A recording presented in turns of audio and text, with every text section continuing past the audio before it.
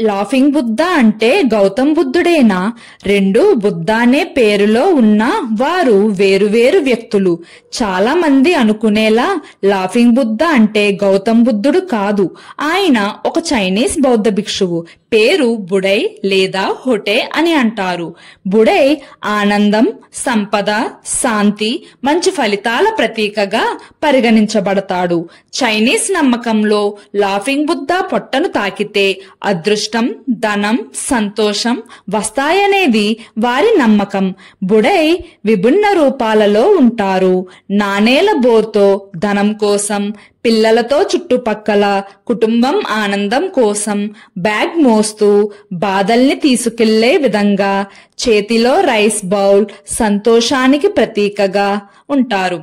వాస్తుశాస్త్రం ప్రకారం బుద్ధను ఈశాన్య దిక్కులో లేదా ప్రధాన ద్వారం ఎదురుగా ఉంచితే మంచి ఫలితాలుంటాయంటారు. చైనాలో బుడైని మైత్రేయ బుద్ధ అంటే భవిష్యత్తులో వచ్చే బుద్ధుడుగా కొందరు భావిస్తారు. ఆయన జీవితం చారిత్రకంగా సన్యాస జీవితం, ఆశ లేకుండా జీవించే బౌద్ధ సిద్ధాంతాలపై ఆధారపడి ఉంది.